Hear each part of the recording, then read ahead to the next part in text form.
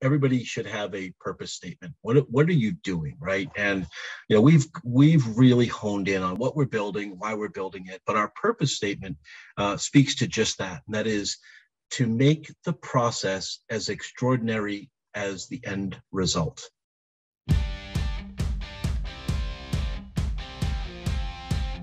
This is the Wealthy Contractor Podcast, brought to you by G4 Marketing. Interviews with today's top home improvement entrepreneurs about marketing, sales, money, mindset, and lifestyle. Now, here's your host, Brian Kaskavalciyan.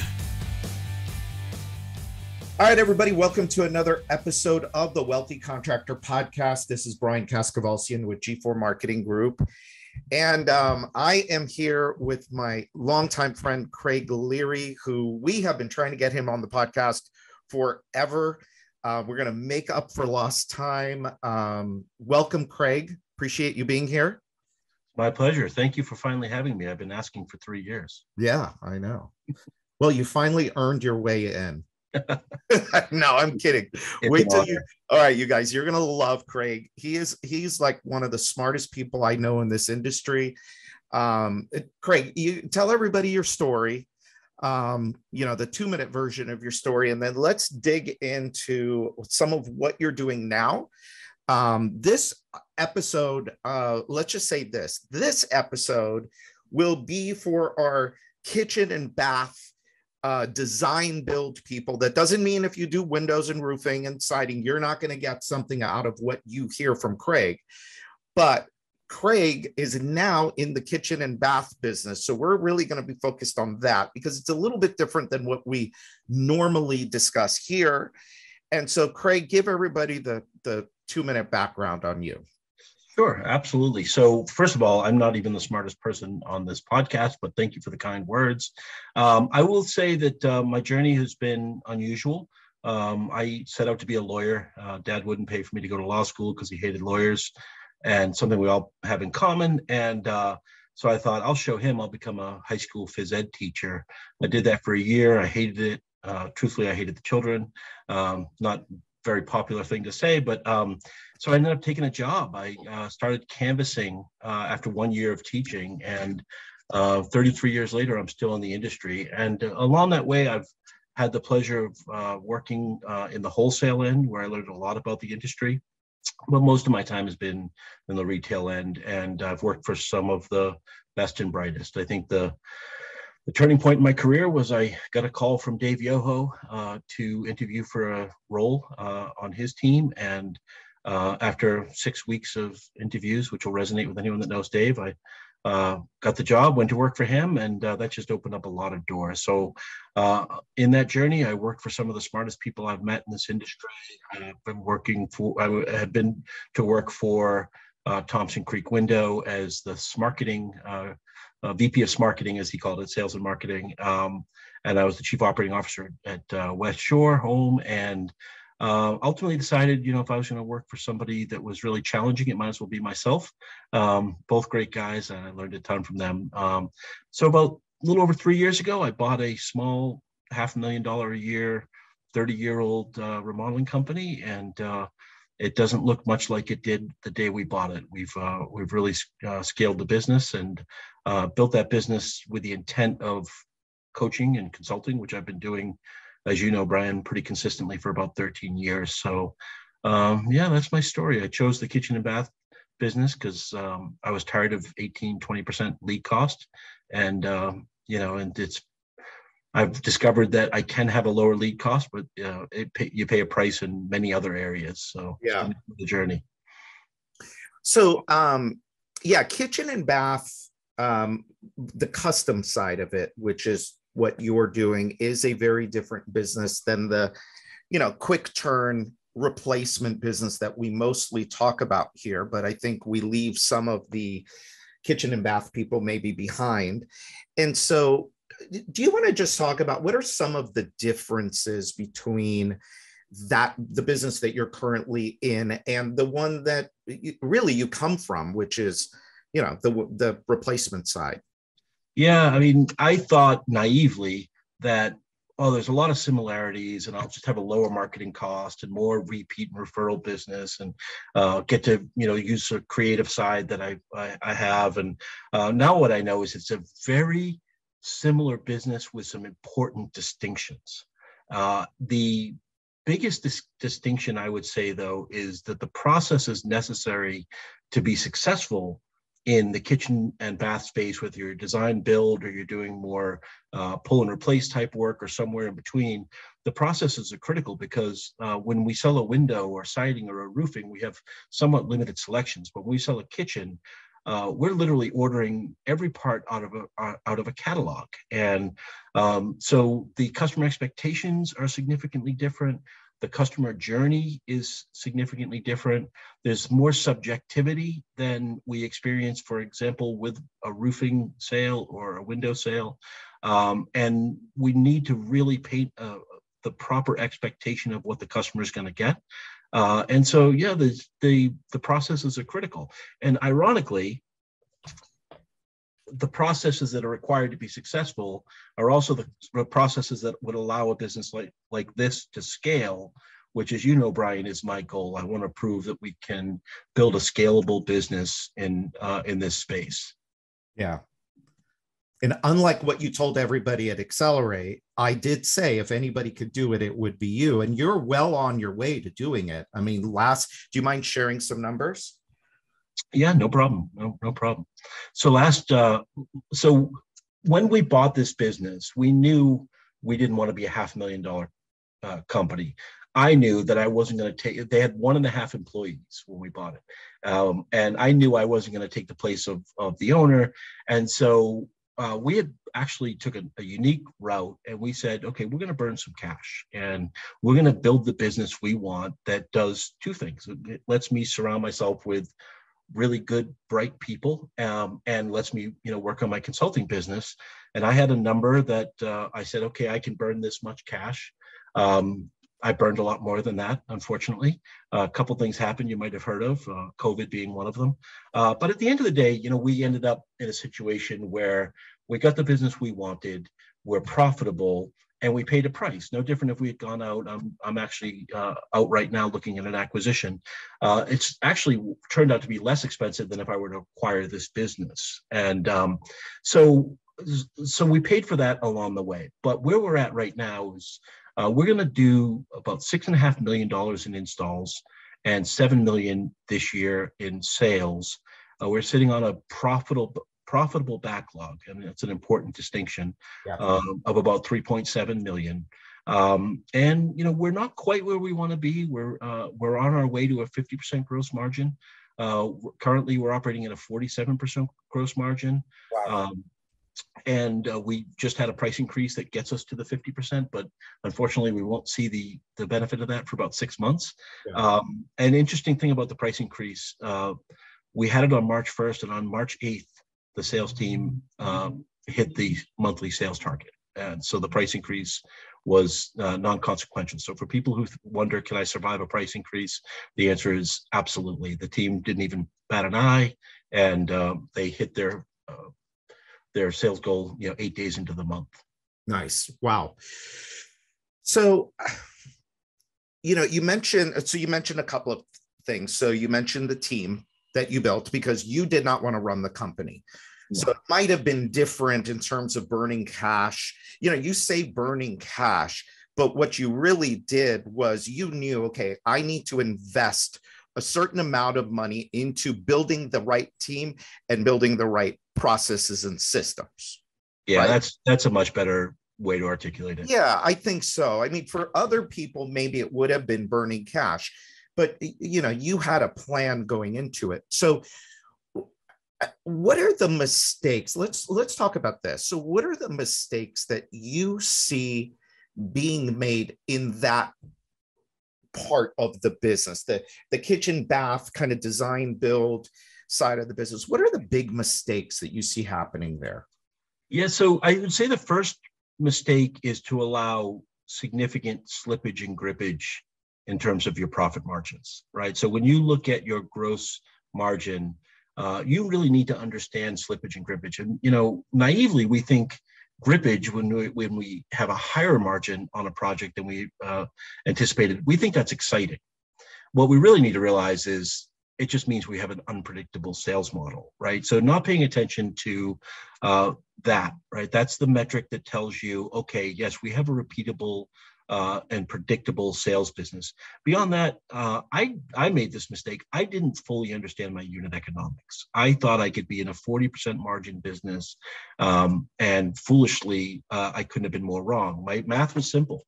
I'm no longer paying 18% for a lead. I'm going to pay 3%, 3.5%. I mean, for marketing, I'm going to pay 3.5%. I've got all this extra money. It didn't work that way.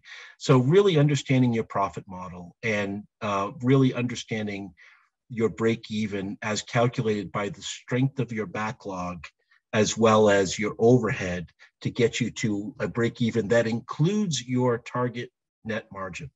Right? Don't get caught in this trap of a break even is, what I need to cover my bills. I mean, why do this, right? Your break even needs to include your target net margin. And I would say those are the common mistakes. A mistake we made is we did grow too quickly. Some of that was purely driven by my ego. And some of that was driven by market conditions. Clearly there's been no better time to do this. And I think a lot of people have fallen prey to that, but we've settled down because of the team. We've settled down significantly. Yeah.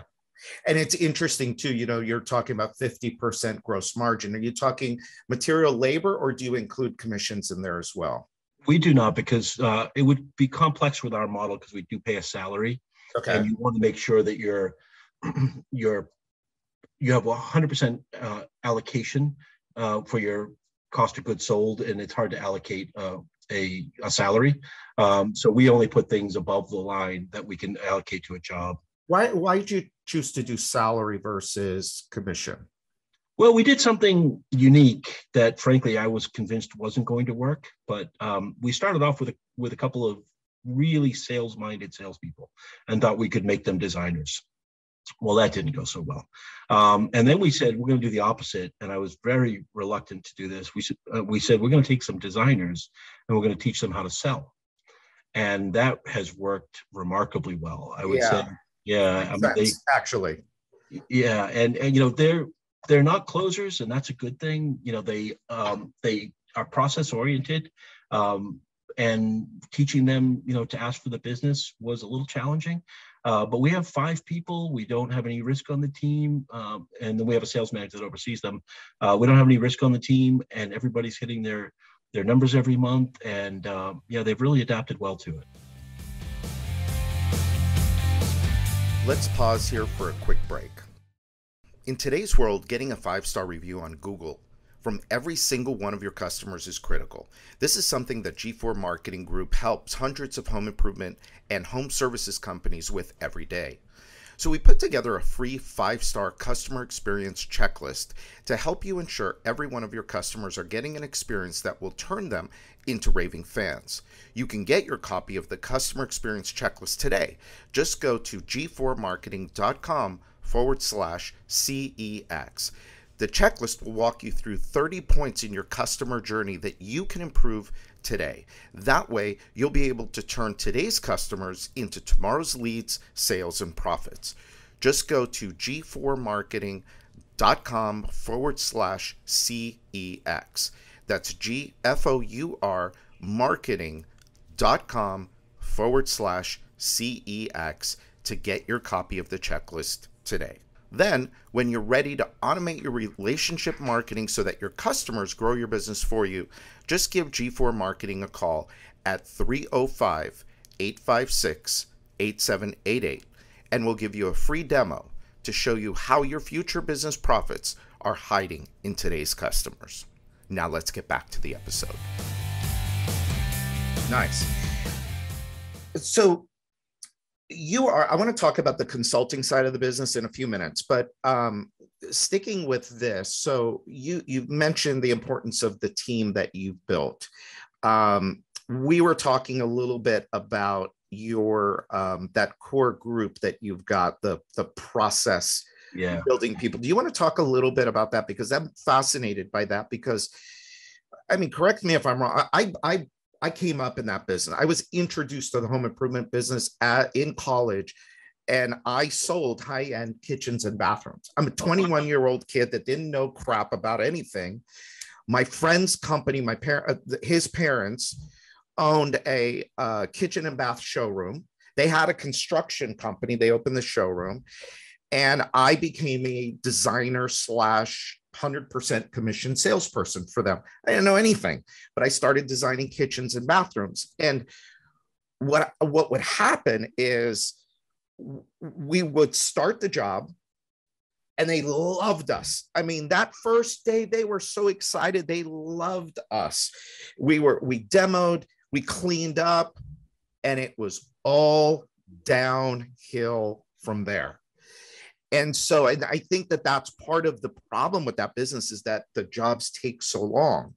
So what you're doing is you're saying, okay, how do I take that and how do I make this into a replicatable, consistent, reliable process? Am I correct? Yeah, you're spot on. And in fact, our purpose as a company, so everybody should have a purpose statement. What are you doing, right? And we've really honed in on what we're building, why we're building it. But our purpose statement speaks to just that, and that is to make the process as extraordinary as the end result, right? And if you ask anyone in the organization, they will, and you say, what is our purpose? They'll say, to make the process as extraordinary as the end result.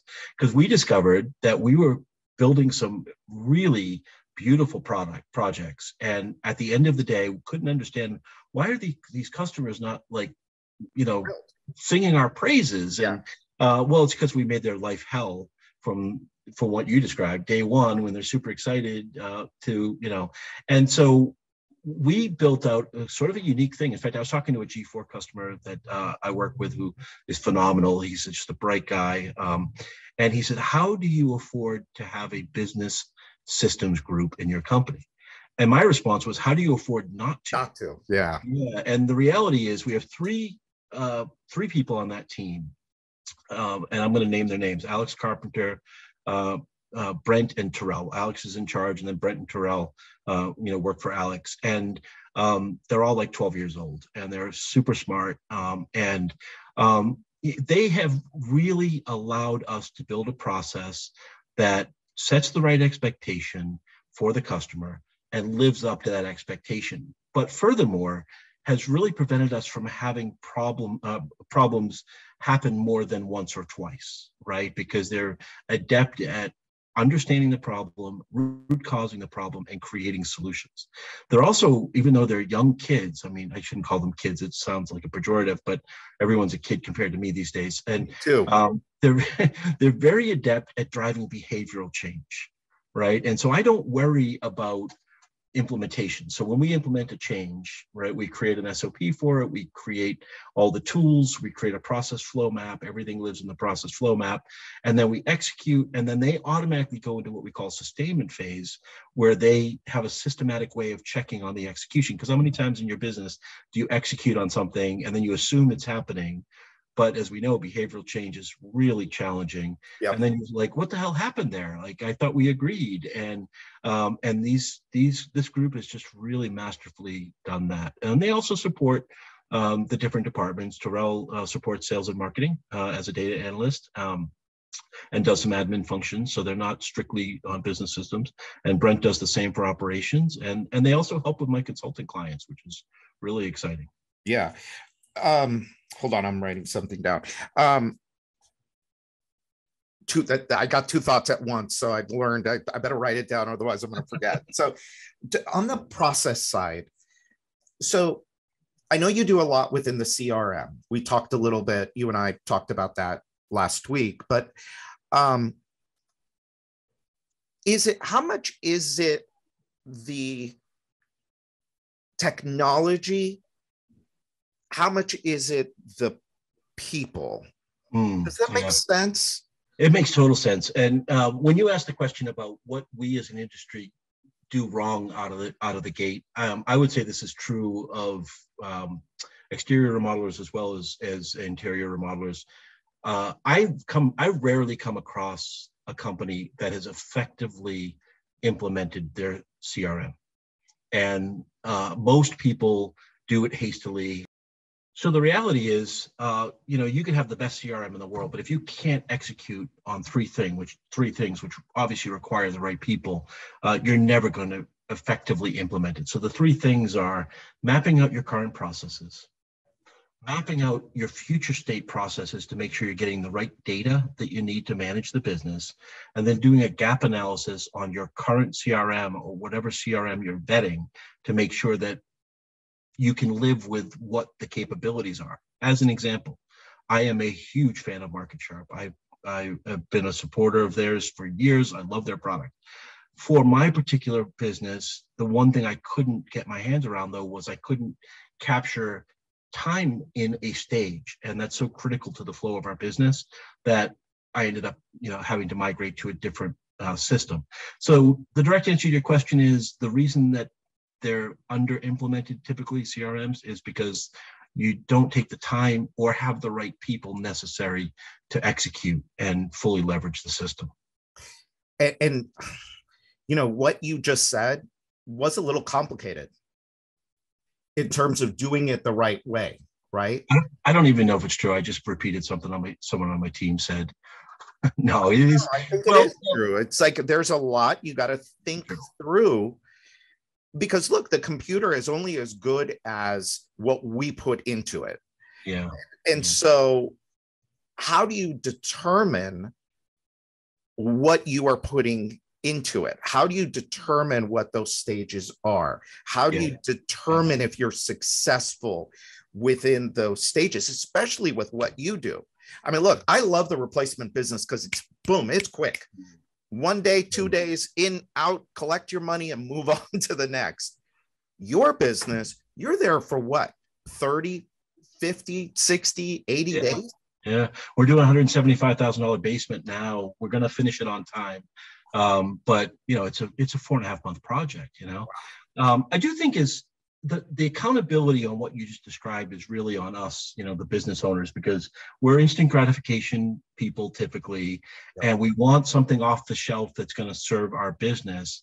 And, so I guess what I described is slightly complicated, but the reality is if you don't take that approach and you rely on anything, any tool to support your business without challenging what the business actually needs versus the capability of the tool, you'll find that you're going to underutilize the tool. It doesn't matter what it is. So challenge yourself to really think through, what do I need? What can I accept not getting? And then move forward. So with our current CRM, we knew going in there were two limitations. One was their ability to filter data was horrible. And so we knew we were going to have to use a third-party tool to create all of our dashboards. And then they've since fixed that, by the way, which was a big win. And then managing our overall calendar, because we don't use subcontractors. Everybody's an internal employee. Oh, wow. Managing our overall calendar was going to require a third-party app for us, which we didn't love. But we knew going into it, okay, here's the limitations. We got a big win when they said, hey, we partnered with this company and they're going to create your dashboards and you have, the visibility. But we absolutely vetted that software because we didn't want to move on from Market Sharp. We absolutely loved it. And then one last thought on that for the exterior folks, and I'm working with a couple clients right now that are Market Sharp users. You've got to make sure that you're leveraging that. There are things in your business that can be done in Market Sharp that you're just not doing.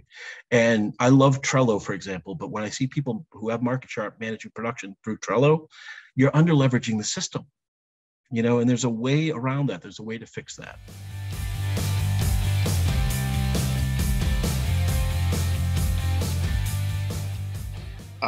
So me and Craig are now doing this Zoom via my cell phone.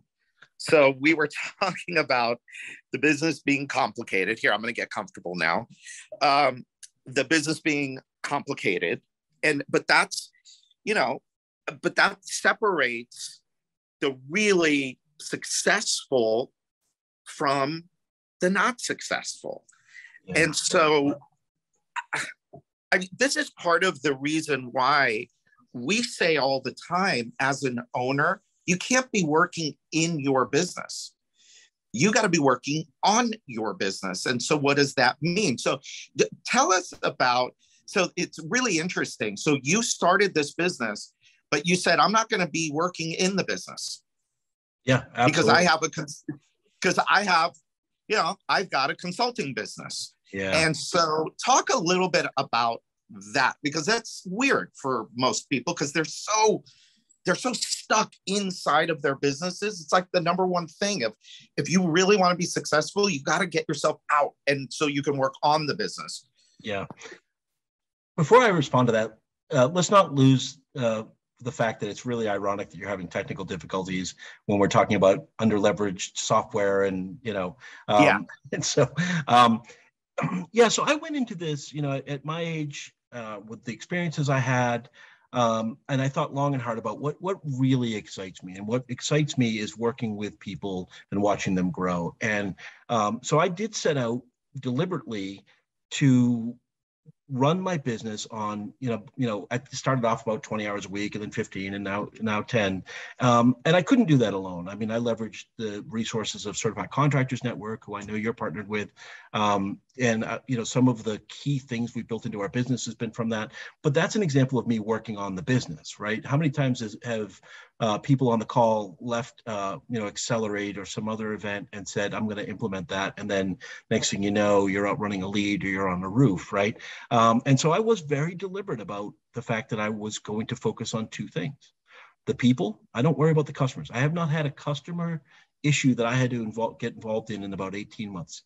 I take care of the people, and my team takes care of the customers. And my engagement with the customers is when I hop onto Facebook and I say, thank you for the review and things like that. And so I focus on the people and the profit, and they focus on everything else. And it's really allowed me to continue my consulting business, and that has taken new forms over the last few years. But and to work with young, they don't necessarily have to be young, but smart people who want to learn how to improve a business, how to grow in a business. And the best example of that is Alex Carpenter was my assistant at one of the roles I mentioned previously, and he used to walk my dog and get my lunch, and he now heads up the process improvement for our company. And then Brent started with us as a carpenter's helper, and I just talked to him a couple of times. I said, this kid's smart. I'm going to pull him in and have him think about the recruiting problem, see if there's something there. And now, I mean, at his age, the growth that he has shown in 6 months, and he's literally 22, from carpenter's helper to driving meaningful change in our business, has been astounding. Wow. And yeah, it's crazy. But that's because I'm working on the business. What do you attribute that to? Empowerment, giving them the ability to make mistakes, giving them the ability and the tools to think critically, having a network, right? And so going back to your question in the beginning, which was such a powerful question, like what mistakes, do they make it? Do we in the kitchen and bath business make? Another one is not having a right network, right? So being a part of a group in CCN, Accelerate was so exciting to see so many people that the message resonated because they're, and so being part of a group, my team works with people in our network to improve. They bring a lot of value to those people, but they leave with a lot of value. And I would say that, and a little bit of luck, but I'll always rather be lucky than be good. Yeah. So what do you see coming? What do you see coming for the rest of the year and kind of into next year? Are you kind of bullish about where things are headed? I mean, what do you think? I mean, obviously you're looking at another company to acquire, but what do you kind of see happening? Yeah, I'm like most people, and like everybody should be. I don't like the expression hoping for the best and planning for the worst. I'm planning for the best and planning for the worst, right? Yeah. I don't think we're going to experience a precipitous drop in the business. I don't think we're going to go through 2008. I think there's too much money. People have access to money. And I still think there's, with the challenges around housing stock, people are tending to nest more. And, to do that, you need to improve your business. Sure, there's some bumps along the way. It was painful to have to adjust our budget for fuel costs and things like that. But I think, we're going to see smooth sailing for a pretty good stretch here. And yeah, will leads get a little more challenging? Sure. But, we started a year ago, before the craziness with the war and all that. We started a year ago rethinking our marketing. Because we knew it was too easy. And so we started to build out better organic content and to really focus on driving organic leads. And we literally have a person whose job is to leverage promoters in our business. He also is the person that's responsible to report out on our net promoter score. And he takes a lot of pride in that. And he meets with every customer at the end of the job. And we track future product interest, which was meaningless to us for the last couple of years. But we know at some point that's, we're going to be able to mine that out of the database. And so I'm really optimistic. I feel if you're planning effectively and you don't get caught up in this embarrassment of riches that we've all had and that I've been, incredibly blessed with, and you plan for some normalcy, I think that's probably what we're going to experience. And I'm really glad you said what you said about marketing, because I think that that's where people, if they're going to get caught anywhere, it's there. Where all of a sudden it was, you said it, and I'm glad you said it because you're admitting it. It was easy. Yeah, it's been easy the last couple of years, or not years, but yeah, almost a couple of years. Yeah. And it was never like that before. And so, it's time now. And I'm telling all of my clients, especially the ones in mastermind groups, is, hey, we talk about it at every meeting. It's like, what are you doing to add more resources to marketing? And even if your lead costs are low, and Brian, we got plenty of leads and our lead costs are low. Oh no, you start working on developing new lead sources so that when things do contract, as we know they will, you're not caught, with your pants down. I have been encouraging people to understand the bad habits they've developed. Because like leads, leads have been plentiful. I've seen really good, successful companies change the way they deliver price. That's a bad habit. I've seen people change we're big on filtering. We subscribe to the Pumpkin Plan. If you haven't read it, please do. But we filter based on who can we give the best customer experience to, and not lead. There you go. Love it. And not, can we get more money on this type of project than that project, right? And so really, I would encourage everybody to look at your business and say, what bad habits did we develop in the last, let's say, 18 to 24 months? And how can we undo them as quickly as possible? Some of them are brand risks that, you might have done irreparable damage to your brand. And I will be honest, I've seen a couple of people where I say, boy, that is going to sting you. That is going to hurt. And then some of them are, Can you give an example of one of those without naming names? Yeah, to not call a prospect back because they don't fit what you want, and to not contact that prospect is, to me, irreparable brand damage. Because the reality is, in this day of social media, it only takes one person to say, and it may not have happened yet, but to say, boy, I reached out and they didn't call back. And then 3 and 4 and 5 people are saying, yeah, I reached out too. And, that is hard to recover from. And that stuff lives there forever. Right. Yeah. Or another one that is very common for, 2-step process people, or even one-step process people that are off process, is to say that I will get back to you with a quote and not do it. Yeah. A third one, I can go on for hours, but a third one is this bad habit of mailing quotes. Horrible. And then the control, this will be the last one I'll share because I could literally talk about this for hours. The control around salespeople and their processes, right? Because leads have been so plentiful, sales have been so plentiful. We have let sales reps develop habits that probably wouldn't fly pre-pandemic. right? And by the way, leads were pretty strong pre-pandemic. Yeah. Not as strong as, there is no post-pandemic, but when things wound down, and so I encourage you, please look at your business and say, have I developed bad habits as a company? And how can I start to turn that around right now so that I'm positioned well, along with what you said, Brian, which is start adding those lead sources, right? And we're trying something on YouTube right now. We don't need the leads. In fact, we can't handle the leads. But we're trying something on YouTube right now because we want to know, and we're revamping our entire message, and changing our content for organic because we want to be able to, hit the ground running when, there is a slight downturn. Yeah. One of the things that I'm trying to figure out a nice way of saying it, and hopefully those of you listening don't take this the wrong way.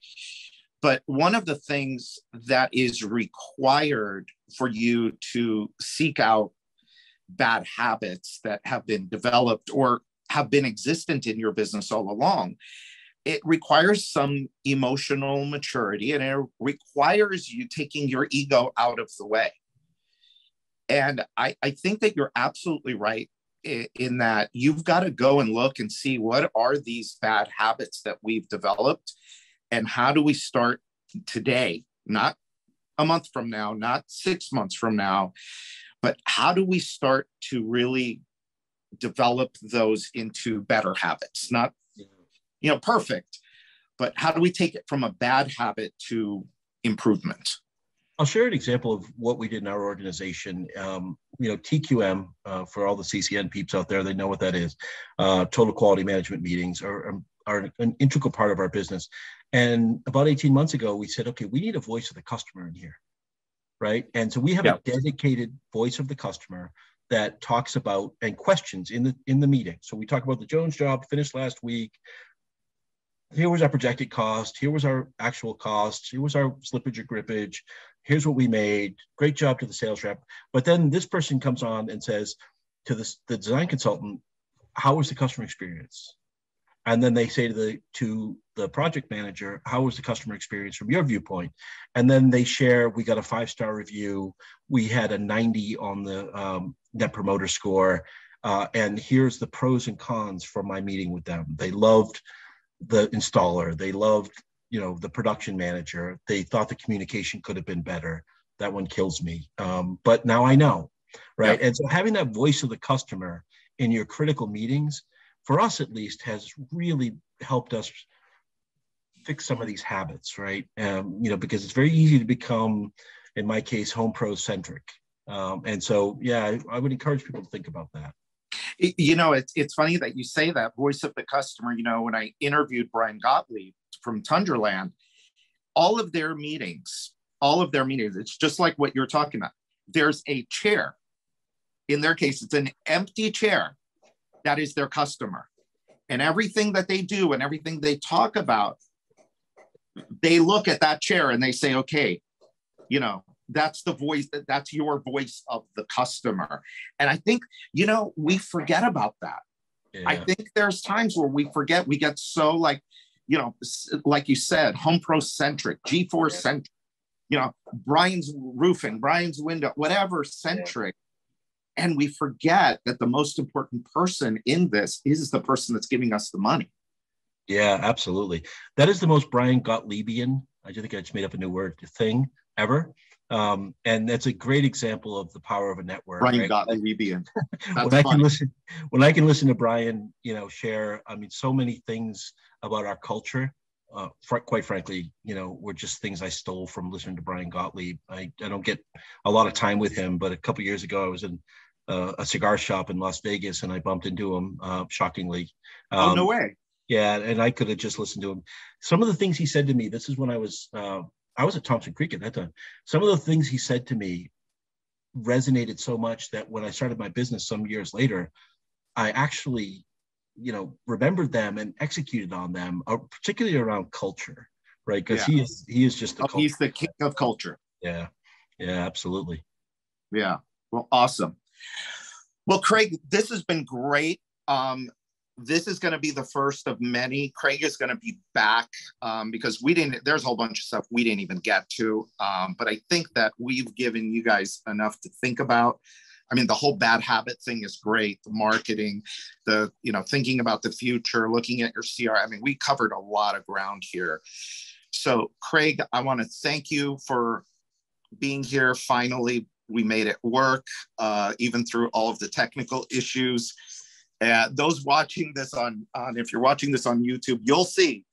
But hopefully those listening to the podcast won't see all my mess ups. But Craig, thank you so much. I appreciate you. And well, thank you, everybody. This was a lot of fun. Thank you. I really appreciate you. Good. And to everybody listening, until next time, this is Brian Kaskavalsian with G4 Marketing Group, and this is the Wealthy Contractor Podcast.